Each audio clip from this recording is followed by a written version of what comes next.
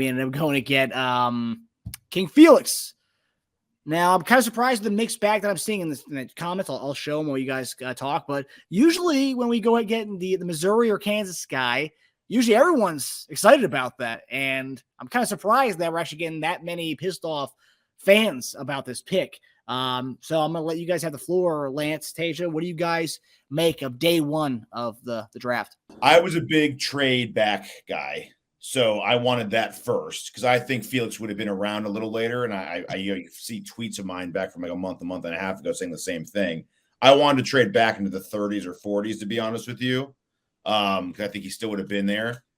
But if that's your guy, like if you saw something in this draft, people just chose their guy. After like pick 10 or 12 for the most part, all these guys' prospects, the ratings are about the same. It just comes down to preference in the end. So you got your guy. We couldn't trade back, obviously, and we went with Felix. I don't disagree with it at all. I like it, actually. Yeah, so I was going to start this off by saying, because I don't know if you guys heard me, but first of all, it's great to hang out with Teja for the first time, man. We haven't done this before. I've talked on Twitter. It's good to hang out with both Dash brothers for the first time. To attack this pick, first and foremost for the Chiefs, I think if there was different context leading into this draft that I think fans would feel different about it. And I don't want to speak for everybody, but I have seen that people are saying they could have waited. I think a lot of it has to do with the fact they're influenced by Mel Kiper saying that Felix could have potentially been there in the third round. I don't agree with that necessarily. But here's the thing. I think that fans were so hell-bent on getting a wide receiver that when they started to see those guys fall rapidly in the early 20s, they realized that was not going to happen. So no matter where the Chiefs went after that, it was going to be a negative. They could have went and got the best player of the draft at 31, and people would have still found a way to be negative because that is what fans want. And I understand that because last season I was hammering the table about getting a pass rusher. I wanted to see the Chiefs with 12 picks be aggressive and go get Kayvon Thibodeau. I really wanted him. But when I see the Chiefs trade up for a cornerback, a position that we have not seen Brett Veach take anywhere near the first round before last season, I was confused by it. But I think this is the type of pick in Felix and Anudike-Uzomah that I think the fans are going to love quickly. And if anybody paid attention to K-State, which I will admit I didn't watch a lot of K-State games, but I've watched film of FAU, and I've watched the way this guy is able to get to the quarterback, and not just get to the quarterback, but make lasting impressions in games. This man had 8 forced fumbles. This is a man that gets the ball back in his team's hands. He played a pivotal role in big games. This is a guy that you definitely want to have on this defense because as we've been talking, especially on our show in the Spoken Podcast, something that we know is going to happen very soon is Chris Jones is going to get this extension.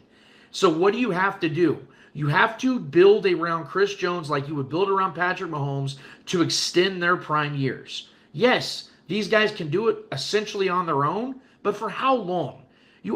People wanted to see the Chiefs get a wide receiver. Why? Because they want to see Patrick Mahomes' job get that much easier. Because last year, although it was great and it was impressive and it was fun to watch, you don't want to make Patrick Mahomes have to do that every single year. Well, Chris Jones is going to be 29 in a couple of months. Do you really want to see him go out there with a bunch of guys? No. You want to go out there and replace eventually Mike Danas and guys of that nature. You want to go and get guys that are young, cheap, and effective.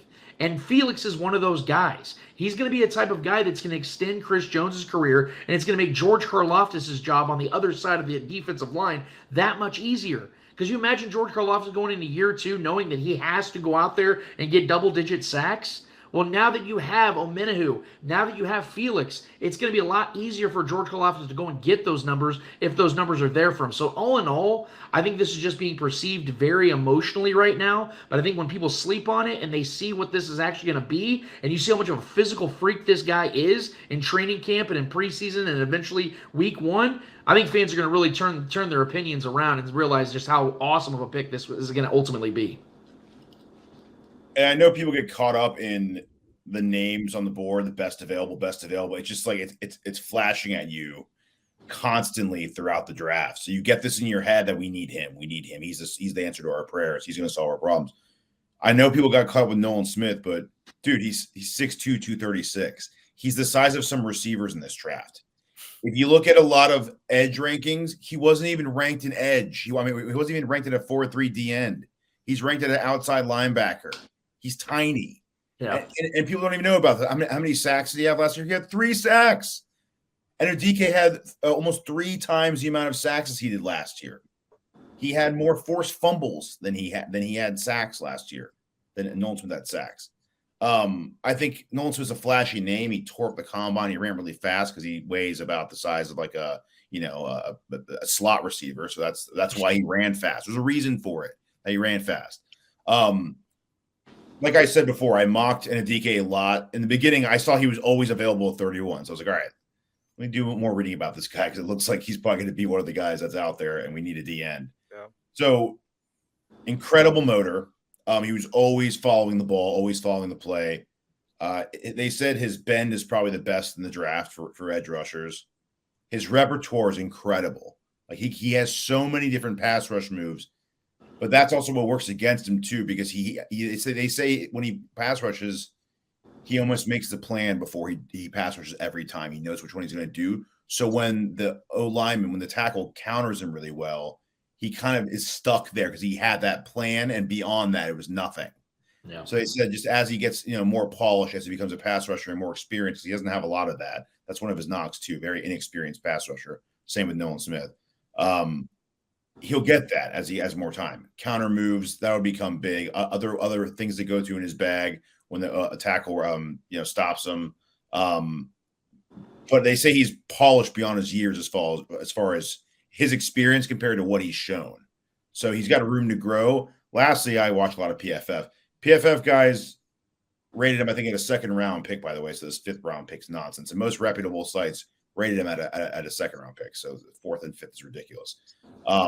Their biggest knocks on him were run defense. He spends more time kind of tracking the ball and tracking the play rather than just attacking the ball carrier.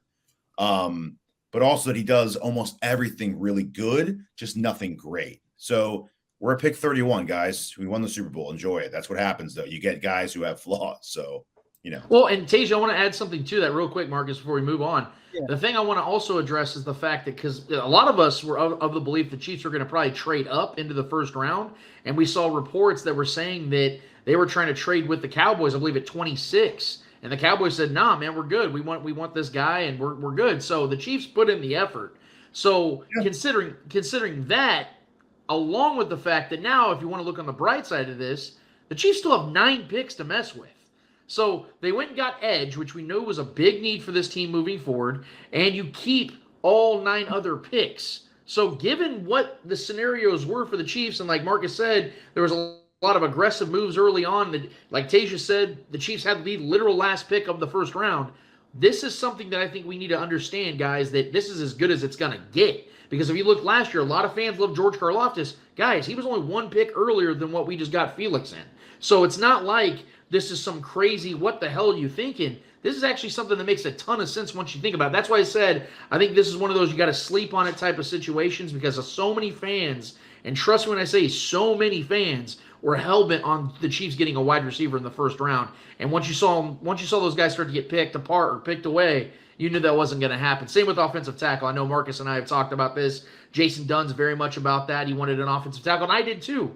But when you look at this draft class, you realize there was only about 2 or 3 guys at most, maybe 4, that were even 1st-round talents at offensive tackle. This just wasn't a good tackle draft, and the unfortunate thing is, no draft is created equally, just like no need for each team is created equally. So the Chiefs had a need, and he just wasn't there in this draft. Maybe they find a guy in the mid-rounds or late rounds. I have the Chiefs actually taking a stab at one guy in the 7th round. But here's the thing about where the Chiefs are situated. They have maybe the best GM in football that knows how to get guys late in these late rounds that end up becoming something. We saw it with Trey Smith. We've seen it with Isaiah Pacheco. Who's to say he can't find some guy, some offensive tackle late in the draft that ends up becoming something? I mean, hell, Andrew Wiley was some undrafted guy, and he just started at right tackle in the Super Bowl. So I believe that Brett Veach is better at his job than most people believe, and I think the 1st round gets so much attention, we forget there's 9 other picks for Brett Veach to mess with. Yeah, and 2 of those picks are 2 picks in the 4th round. So I mean, I think the 3rd and 4th rounds where a lot of teams make their money, and especially if you look at our history in the 3rd and 4th round, Jerry Sneed was in that crop. Yeah, I mean, just looking at it, I mean, of the edge rushers that were available, so he had 3 big needs. You could throw a receiver in there too. So you got DT, tackle, D end, and wide receiver. Throw a wide receiver in there. Clark Dunlap gone. Omenahu in. So you still had one. There was still one other piece that we needed to kind of improve on, or at least just replace the Clark and Dunlap. Okay, there you go. King Felix comes in there, and I'm not even gonna try with his name. I'm like that. That's gonna be my thing. I'm just gonna call him King Felix. I'm not even gonna deal with trying to pronounce that. So give it a whirl, man. Come on. Yeah. Uzomah, come on. It's midnight. Let's go crazy. Come on. Not right now. Later on, when I have some of the offseason to kind of to rehearse it to myself in the mirror. But yeah, so Omenahu and Felix in for Clark and Dunlap are right off the bat.